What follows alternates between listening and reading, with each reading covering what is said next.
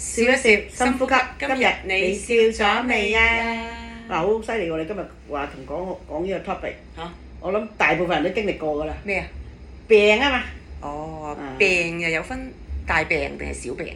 係咪啊？小病係是福啦，係咪啊？係啊，點解咧？小病點解會是福咧？咁唞下嘛，有冇聽過得人死唔得人病咁樣就係？即係難得可以休息啊嘛。係啊，但係小病其實都唔係唔辛苦嘅。你普通傷風感冒咳咧，如果你咳唔停嘅話，都幾辛苦嘅。咁嗰啲唔係小病。咪咳到唔係嗰啲小病㗎啦，半夜三更咳到起身嗰啲咧，喘氣嗰啲我試過，以前好耐之前。我覺得呢啲係大病嚟嘅，喘氣、哮喘。呢啲未去到嗰個咧。即係我小病係頭赤啊、頭啊暈啊、M 到啊。嗰啲唔係叫病，嗰啲係 symptoms。都係咩？咁樣分 OK。係啦，嗰啲唔係病，血壓高都唔係病嚟㗎。係咩？血壓高係 symptoms。都係 symptoms。因為血壓高可以引致好多病，或者好多病會有血壓高呢個症狀。又啱喎。所以要戒開兩件事，呢個唔係病嚟嘅。係只係個狀態。因為我要食藥啊嘛，我當係病㗎啦。膽固醇都唔係個病。血壓要食藥㗎。係啊，血壓、膽固醇都唔係個病，係 symptoms。即係喺我嚟講，食藥就係病。哦。咁呢個又要大家清晰個 definition， 咩叫病？唉，唔好講啦，呢啲世間嘢都係氣論嚟㗎啦。係咩？即係講。點解你今日想講下呢個？點解你今日想講下呢個？我近排咧，即係不約而同，即係好多朋友啦，都即係發現自己有病，即係嗰啲真係大病。重病咯。重病，即係例如癌症啦，即係有生命啊，例如癌症啦，即係呢啲大家都眾所周知㗎啦，唔同部位嘅癌症啦，因為而家癌症係頭號殺手啊嘛。基本上3個有1個有㗎啦，即係統計數字啊。無論你喺任何部位係咪？咁身邊都可能大家都會啦，身邊有啲朋友或者屋企人都會 suffer，就係受住呢個癌症嘅困擾啊。即係你病發點樣醫咧？醫要用咩方法咧？即係好多咁嘅電療啊、化療啊、咩藥啊。我哋講樣嘢，我又要岔開少少。我覺得好笑，因為我琴日聽嘅咁啱。係。咁我咪話俾你聽，我最近識咗個私家護士嘅。咁啊好 nice 嘅。咁佢咧就照顧好多有錢人嘅。係。喂，原來有錢人嘅諗咧好得意嘅，我以為有錢就咩都解決㗎啦，係咪？喺我嚟講係咪啊？咁咧佢就去，譬如佢 consult 幾個醫生。係。咁啲醫生咧就會叫做呢啲咁啦。咁我話：咦，我有冇買保險啊？你傻嘅，佢有錢人唔買保險㗎，人哋一嚿錢抌落去㗎，冇問題㗎。我係咩咁樣？佢話係啊咁樣。我真係唔知嘛，係咪啊？咁我話咁佢哋仲擔心啲乜嘢？你估佢擔心啲乜嘢啊？唔擔心咩？醫生呃佢，我真係第一次聽。嚇？係咪知我有錢？其實我唔需要做呢啲治療都得。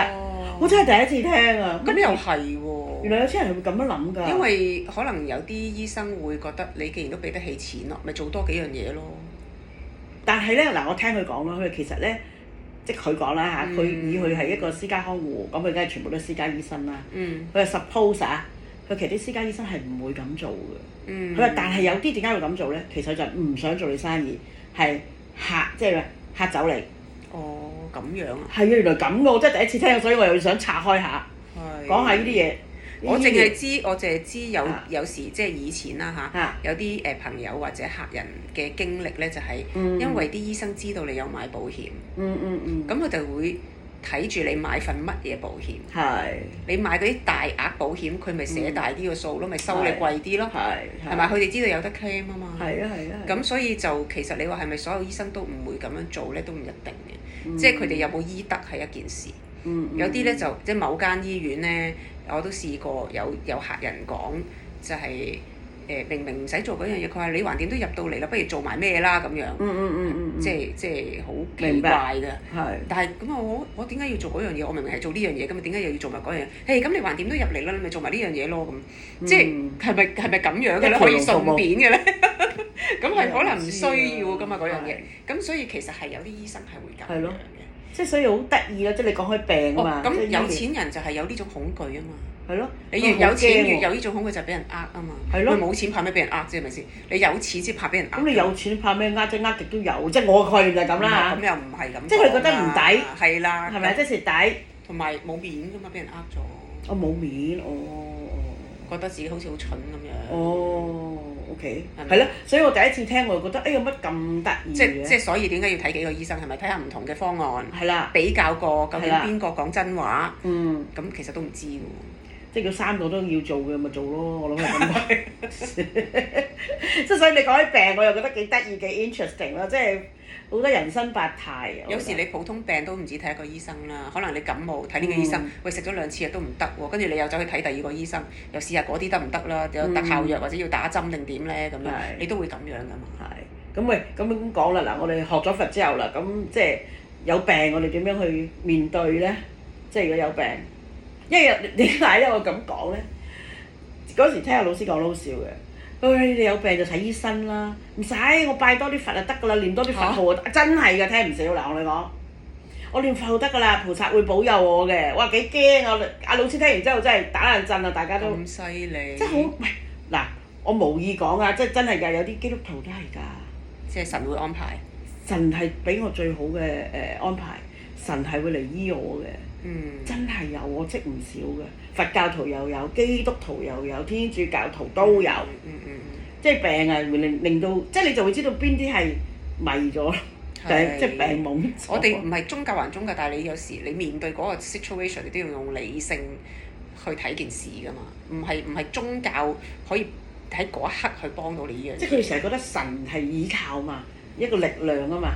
咁佛教完全唔係呢樣嘢啦，因為佛教唔係叫你依靠某一啲力量或者依靠某一個人㗎嘛，或者某一個神㗎嘛，佛教係叫你收自己個心，係你點用乜嘢態度，無論你面對一個乜嘢嘅逆境或者乜嘢嘅病，大病小病都好，你係用一個乜嘢嘅態度去面對呢件事，你要面對你要去處理佢，你要安排啲咩治療，你有係啦，你有幾積極去面對呢件事，個心態點樣調節呢個好緊要嘅，係啦，而唔係坐喺度好負面話，唉死啦咁啦，或者你諗埋一邊咯。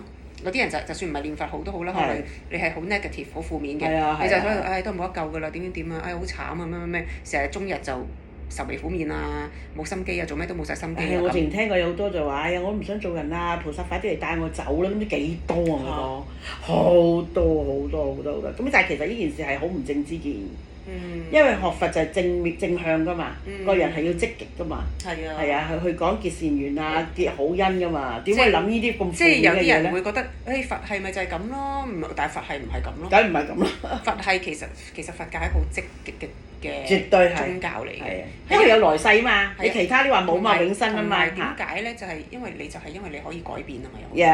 你積極嘅態度就係你可以改變，所以你先至要做咁多嘢，去收自己個心，令到你周圍，因為你所有都係由心出發，你自己改變咗，你周圍嘅嘢就會跟住改變。你個人正面，你周圍嘅嘢就會正面。你點去睇件事？所以頭先我聽你講話，你最近嗰個老師都係。係啊，你可以即係化療，你講好笑。因為咧最近即係真係因緣化療啦，係啊，咁啊認識到呢一位音樂界嘅勁人啦嚇。咁佢咧就都係幾個月前患咗癌症，係啦。咁咧就其實佢係好堅嘅，佢唔係淨係音樂方面嘅才華啦，咁佢都係一個心理學博士嚟嘅。咁所以佢咧就好識得自我療愈嘅，即係正向啦。係啦，個人又好正面嘅，又好識得揾一啲，又識得揾一啲方法咧，自己去點去調節，即係面對。係啦，面對呢個事件，佢完全係冇一個消極嘅心嘅，佢仲要咧係好積極咁樣去諗，因為佢之前喺患病之前咧已經接觸好多病人啊，因為佢係曾經幫一班嘅鼻咽癌嘅康復者啦、患者咧，去幫佢哋用聲音教佢哋點用佢哋把聲去發聲，同埋去唱歌。因為鼻咽癌經過治療之後，好多時咧連把聲都有發聲都有問題，講嘢都有問題。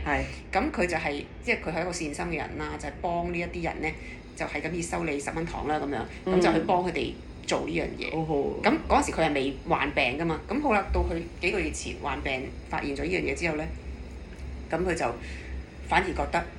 即係有使命啦，呢個係我嘅使命，因為我真係感受到患病嗰種辛苦。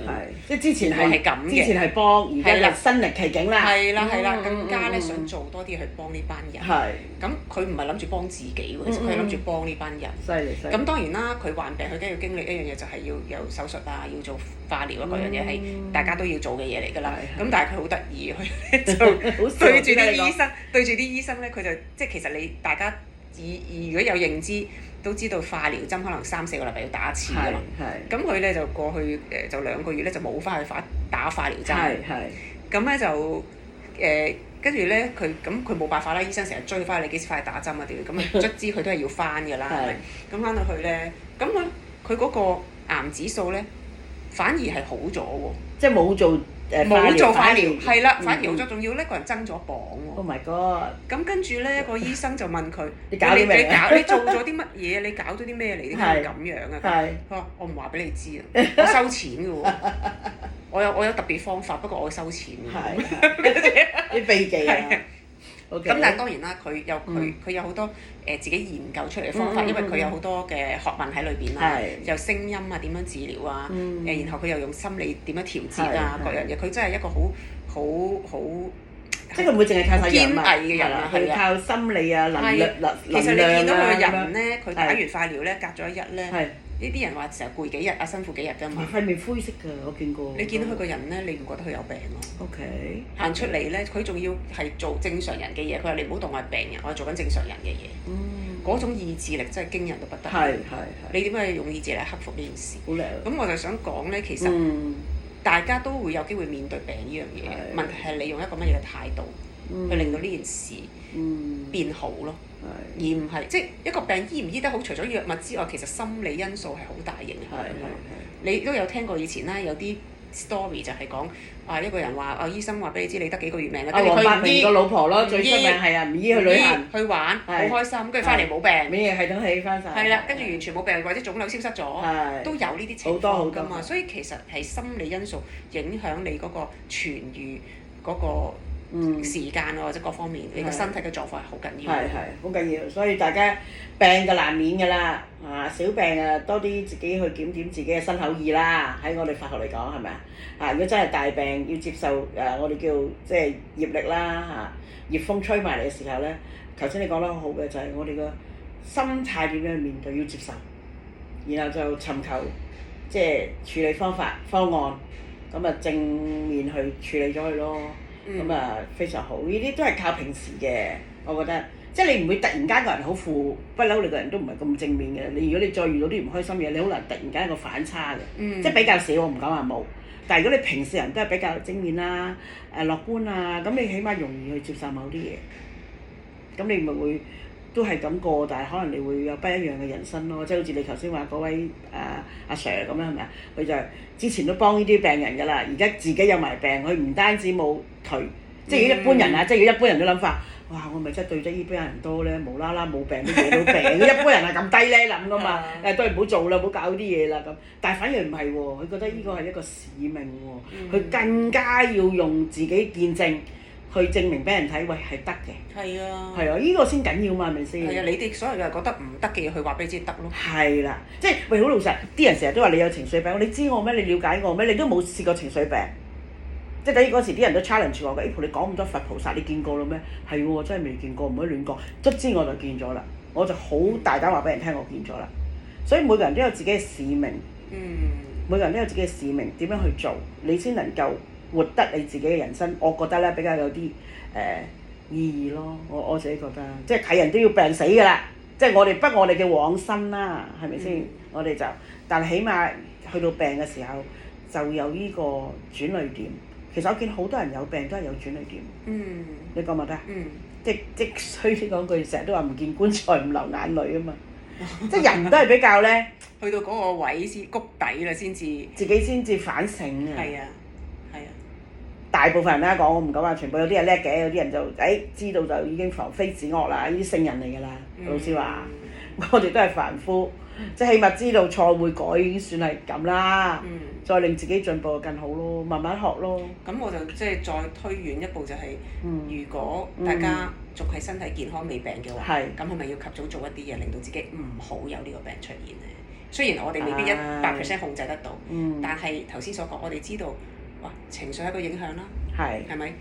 可能你嘅飲食係一個影響，你嘅生活習慣係影響。咁你係咪要自己檢討下有邊啲嘢你需要去改善，而令到減低呢個發病嘅風險咧？即係就算佢風險出現咗，都唔會話一去就即係好後期啦，係咪先？或者個機會係好微咯，即係會引致呢一個病發嘅機會係好微咯。好啊，係嘛？應該早啲去做呢件事。係。都係嗰句啦，個角咯又係，係咪？平時多啲檢視自己嘅身口意啊，即係食嘢唔好亂食啊咁樣咯。係啊，因為我知我點解今日咧爆咗粒瘡啊！我先兩日食咗個炸薯條啊，仲要即刻炸即刻食嘅。嗱，我就咁咯。就提醒你要小心食炸嘢啦，第一。唔食啦！你見我今日都冇食啦，我見到好想食都唔食啦，唔敢食啦已經。所以就係其實反觀就係我。即係雖然我而家冇病冇痛啦，係我哋都係健康。即係當你見到周圍咁多人發生呢啲事嘅時候，其實係警醒自己嘅問題係你會唔會喺呢一刻你會為自己做一啲嘢咯？我覺得呢條先緊要，而唔係喺度慨嘆。哎呀，佢又患病啦！哎呀，佢又好慘啊！哎呀，佢又咁啦！唉，呢個世界真係慘啦！生老病死係咁噶咯咁，即係我哋唔係要慨嘆呢啲嘢，唔係我哋係反而要積極地去改善。究竟我自己可以做啲乜嘢，而令到呢樣嘢唔好發生。好似我最近有個朋友，我同你都識㗎啦，係咪？今日就入院啦，而家講咁啱，今日入院，咁佢都即係佢都話點解我會病？嗰啲晚問我點解會病？佢早瞓覺，冇不良嗜好，唔飲酒唔食煙，點解都會有 cancer 咧？問我但係你唔好同我講啲咩因果啊，唔好同我講嗰啲業啊，佢知你會講啦。係啦，咁我真係唔接受呢啲嘅，咁我就同佢講咯，我話同佢分析咯，我話呢一年你留意下你個工作量大咗幾多？真係大咗好多，年紀你又大咗，工作量你又大咗，根本已經係唔成正比啦，係咪啊？第二，佢又好中意食牛啊，牛係好毒噶嘛，真係好毒㗎，即係餐餐都係中意食牛，佢又中意旅行㗎嘛，去親旅行食啲嘢，講真，你都明㗎啦，點會有營養嘢食啊？即係快餐啊，總之就搶眼球，啲嘢好味啊！特別啊，令到你覺得哇好正啊！食到呢餐啊咁樣，但係有幾多係真係有營養嘅嘢咧？同埋你嘅身體係咪受到咧？你之後旅行就瘋狂㗎啦嘛，嗰幾日啊嘛，哇難得嚟到咯，唔好諗啦呢幾日。咁所以都係講啦，即係希望第時啲旅行係有啲養生旅行團咯。即係咁講啊！嗰時我哋成日都話想搞 green travel 㗎啦，即係我個心都係咁諗，即係希望經過呢個病呢個 topic，即係我哋佛教徒又會點樣睇、點樣做、點樣面對，係咪？咁希望大家都有呢個覺醒啦，好唔好啊？好。咁個個都身體健康啦。好，非常好。傾到呢度。好啊。好啦。笑一笑。深呼吸。拜拜。拜拜。